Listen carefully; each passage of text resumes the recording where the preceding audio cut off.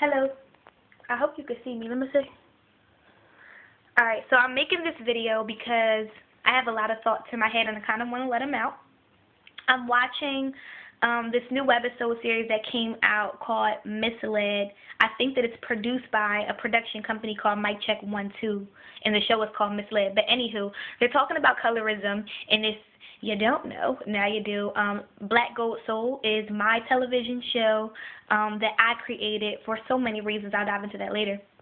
But yeah, that's going to be coming out really soon. Just got to build that foundation.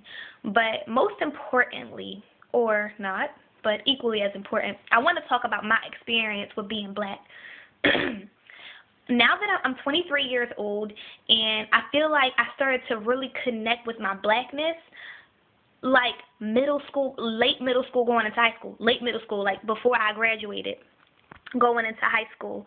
It's so funny, when I was younger, I lived with my mom. My mom is Puerto Rican, and I grew up with my Spanish cousins, Jackie, Fatima, Jahaira, like so many people, and I was a part of Los Conquistadoras, which is a Spanish dance group, and I danced with them. I did the Puerto Rican parade like every single summer before I graduated from middle school, like my whole childhood. I was with my Spanish family. In the Spanish culture, they're very family-oriented, just like the black culture, but for me at that time, it was so Puerto Rican, everything. Every Friday we had parties after school. All the kids would be dancing. It was just like second nature to me. I was Puerto Rican when I was young. When I got older, I identified with being Puerto Rican because I would be on a bus going to school and you would hear all the bilingual kids talking in Spanish, and I would know what they're saying and tell my black friends.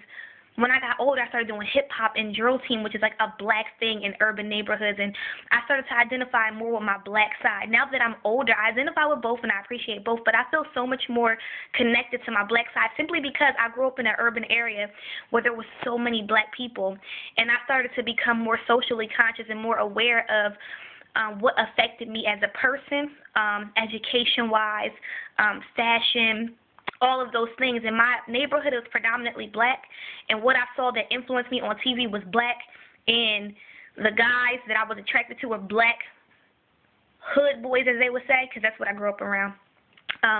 So it's funny, I identify more with being black. It had nothing to do with the color of my skin and nothing to do with the texture of my hair. But now in 2013, there's this big movement with the natural hair, this, that, and the third.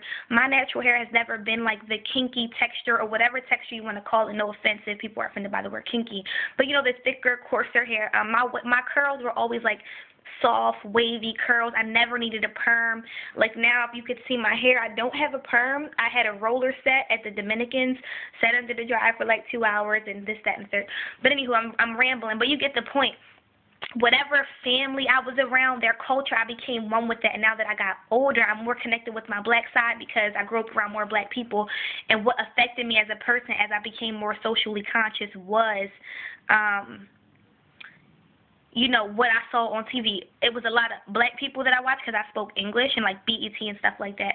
So that's what I became more connected with. But yeah, colorism and all that jazz. That's how I feel. Yeah.